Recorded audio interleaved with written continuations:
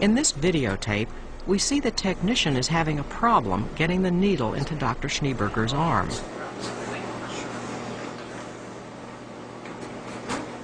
After he leaves the office, the technician has a quizzical look on her face.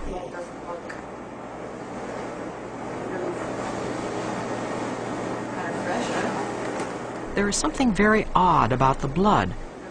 In fact, the technician felt there was not enough viable blood this time to test for DNA. There was still no way to prove that Dr. Schneeberger had done anything wrong, but this would change dramatically. Just as police were about to ask for another blood test, suddenly the doctor's wife, Lisa Schneeberger, came to police and accused the doctor of raping her 13-year-old daughter. The sexual assaults ranged from digital penetration, oral intercourse, right through to penile penetration or rape.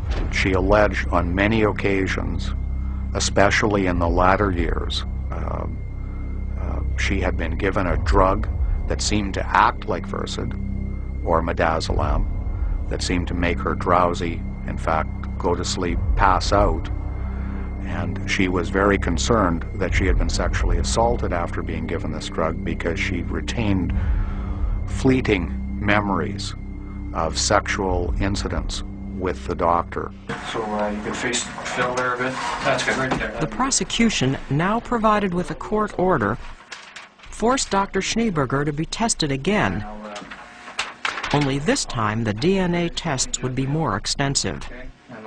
He was required to surrender hair samples, samples of the cells on the inside of your mouth, and also a blood sample. We took the blood from the tip of one of his fingers on his right hand. All of those samples were sent away, and we received word from the crime lab in January of 1998 that in fact there was a match. The DNA profile of the samples that were taken under warrant matched the DNA profile of the semen that was found on the patient's panties. 6 months later, the good country doctor, John Schneeberger, went on trial for rape. He's charged with aggravated sexual assault on the second complainant. The maximum penalty for that is life imprisonment. He's charged with 2 counts of administering a noxious substance to commit an indictable offense. Maximum penalty is life imprisonment on each. He's charged with 1 count of obstruction of justice. Maximum penalty on that is 10 years. And he's charged with 1 count of sexual assault, and the maximum is 10 years, I believe, on that as well. It was in court that the doctor was forced to confess to how he almost got away with raping one young woman and his 13-year-old stepdaughter, and how he managed to fool DNA technicians for 7 years. The doctor had been very clever. He had saved some of the blood from one of his patients, knowing that someday he might be asked to give blood for a test. He took that blood and placed it into a thin tube about 6 inches long, like this tube, and surgically inserted that tube into his arm, under the skin, right next to the vein. So whenever he was tested, the blood was being withdrawn from the tube and not from his vein, and the police were getting somebody else's blood. Candace was present in the courtroom and found out what had happened for the first time. When he started explaining it in the courtroom, I swallowed my breath. I thought I was going to have a panic attack.